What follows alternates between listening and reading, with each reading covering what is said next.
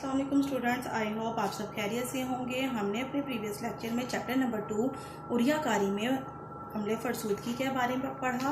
अब हम अम्ले कटाव और तुदी ज़िया के बारे में पढ़ेंगे। अम्ले कटाव सतह ज़मीन के नकूश की तराशो खराश को कहते हैं, यानी कि सतह ज़मीन की साख्त की तराशो खराश को अम्ले कटाव कहते हैं। इस अमल को ज़्यादातर दरिया, ग्लेशियर, हवा और साहिली लहरें सर अंजाम देते हैं, इसलिए इन अवामिल को कटाव के कारकुन कहते हैं। किन को कारकुन कहते हैं? दरिया, ग्लेशियर, हवा और साहिली लहरों को। यही अवामिल कसीर तादाद में चट्टानों के शिकस्ता मवाद को अपने असली मकामात से काट कर नए मकामात पर भी मुंतकिल करते हैं। कटाव में नकलो हमल का किरदार बहुत अहम है। ये चट्टानी मवाद को मुतहरिक करता है। जब ये मुतहरिक मवाद चट्टानों के ऊपर से गिरता है तो इनको तोड़ता फोड़ता और इनकी सतह को रगड़ता, छीलता और घिसता है। नकलो हमल के दौरान छोटे बड़े चट्टानी टुकड़े आपस में टकराते हैं और वो आखिरकार छोटे होते होते रेजा रेजा हो जाते हैं, यानी कि जब ये आपस में रगड़ते, छीलते और घिसाते हैं तो क्या होता है कि ये छोटे छोटे टुकड़ों में डिवाइड हो जाते हैं और आहिस्ता आहिस्ता ये रेजा रेजा हो जाते हैं। आपने स्टूडेंट ये बात को याद रखना है कि अम्ले कटाव हमेशा अम्ले फरसूदगी और तुदी ज़िया के बाद शुरू होता है। सतह ज़मीन पर मौजूद चट्टानें अम्ले फरसूदगी से कमज़ोर पड़ जाती हैं और बलाई तय ज़ेरी तय से अलहदा हो जाती है। लिहाजा दरिया, हवा, ग्लेशियर वगैरह के अमल से ये शिकस्ता मवाद बह जाता है। क्या हो जाता है? बह जाता है। और ये कारकुन यानी कि हवा, दरिया, ग्लेशियर इस शिकस्ता मवाद को उठाकर किसी और मुकाम पर मुंतकिल कर देते हैं, जबकि तुदी ज़िया से मुराद ज़मीन की कशिश सकल की वजह से चट्टानी मवाद का बुलंद से नशेब की तरफ हरकत करना है, यानी कि ऊपर बुलंदी की तरफ से नीचे की तरफ हरकत करना है।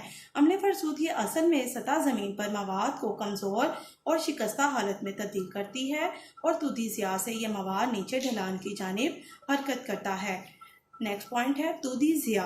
ज़मीन की कशिश सकल से चट्टानी मवाद ढलानों के साथ बराह रास्त नशेबी इलाकों की तरफ हरकत करता है। इसे तुदी ज़िया कहते हैं, यानी कि बुलंदी से नीचे की तरफ हरकत करने को तुदी ज़िया कहते हैं। अम्ले फरसूदगी के बाइस चट्टानों की शिकस्त और रेत होती है। चट्टानी मवाद की हरकत ज़मीन की कशिश सकल से तेज़ ढलानों पर ज़्यादा और कम तेज़ ढलानों पर कम होती है और ये सिलसिला जारी रहता है। मिट्टी का सरकाव और दलदली बहाव वगैरह तुदी ज़िया की नुमाया हरकत हैं।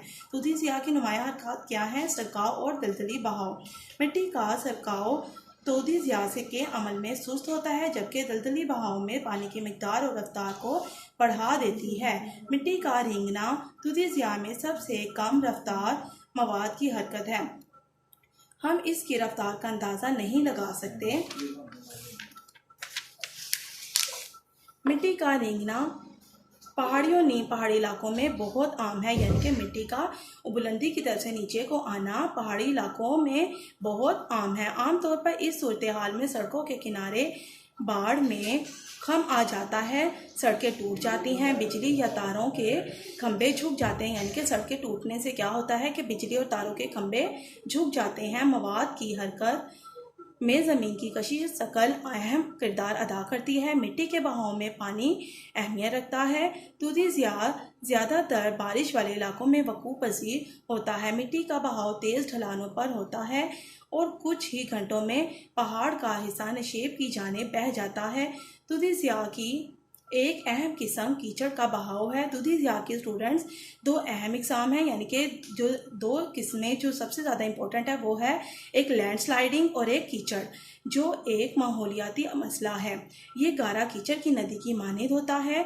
बारिश का पानी पहाड़ की कमज़ोर और नर्म मादनियात को माया की शक्ल में बहा कर ले जाता है। ये अमल चंद घंटों में होता है तो रास्ते में वाक़या गांव या कोई खुदोखाल सफ़ा हस्ती से मिट जाता है, यानी कि जब बुलंदी से मादनियात जो माया हालत में बहकर नीचे को आती हैं तो क्या होता है कि नीचे आने के दौरान जिन इलाकों का गुज़र होता है, यानी कि वहाँ पर जो गांव हैं या कोई खदोखाल है, तो क्या होता है कि वो तबाह बर्बाद हो जाता है। तो बेहतर है कि हम ऐसी जगहों पर कोई भी आबादी या खदोखाल हस्ती ना रखें। अचानक बड़े और छोटे चट्टानी मवाद का बुलंदी से नीचे निक्षेप की जानिब गिरना लैंडस्लाइडिंग कहलाता है, यानी कि ऊपर से नीचे गिरना क्या कहलाता है? लैंडस्लाइडिंग। इसमें आमतौर पर बुलंदी ज़्यादा होती है और ढलान भी तेज़ या ज़्यादा होती है। अम्ले फरसूदगी से चट्टानें कमज़ोर हो जाती हैं और पत्थर ज़मीन की कशिश शकल के बायस निक्षेप की तरफ गिरना शुरू हो जाता है। लैंडस्लाइड की वजह से रास्ते बंद हो जाते हैं, सड़कों और इमारतों को नुकसान पहुंचता है। अगर लैंडस्लाइड बहुत बड़ी हो तो इससे दरिया की गुजरगाह भी बंद हो जाती है। वादी हुंजा में अताबाद के करीब एक बड़ी लैंडस्लाइड की वजह से वहां पर एक तवील झील बन गई है। नेक्स्ट पॉइंट है अम्ले फरसूदगी, अम्ले कटाव और दूधी ज़िया में फ़र्क। अम्ले फरसूदगी स्टूडेंट्स, अम्ले फरसूदगी में चट्टानें टूटने के बाद किसी दूसरी जगह मुंतकिल नहीं होती, यानी कि अम्ले फरसूदगी में जब चट्टानें टूटती हैं तो वो एक जगह से दूसरी जगह मुंतकिल नहीं होती। इसके अलावा अम्ले फरसूदगी में दो अमल होते हैं, इनमें चट्टानों को तोड़ना और इनकी कीमियाई तरकीब तब्दील करना शामिल है। ये अमल बाज़ औक़ात इकट्ठे और बाज़ औक़ात अलग अलग होते हैं। अम्ले कटाव, अम्ले कटाव में चट्टानें टूटकर किसी और जगह मुंतकिल हो जाती हैं, यानी कि जो हवाएं हैं, समुंदर की लहरें हैं, वो क्या करती हैं कि जो शिकस्ता मवाद होता है उसको उसकी असल जगह से उठाकर दूसरी जगह पर मुंतकिल कर देते हैं। अम्ले कटाव से न सिर्फ चट्टानों की शिकस्त और रेत तो होती है, बल्कि अम्ले कटाव के कारकुन शिकस्ता मवाद को किसी और जगह मुंतकिल भी कर देते हैं। दूधी ज़िया में ज़मीनी मवाद बुलंद सतह से नीचे की तरफ हरकत करता है, यानी हायर टू लो, ऊपर से नीचे की तरफ, मगर इस हरकत की वजह से ज़मीनी कशिश होती रहती है। आई होप आपको आज का लेक्चर से समझ आ गया होगा। अल्लाह हाफिज़।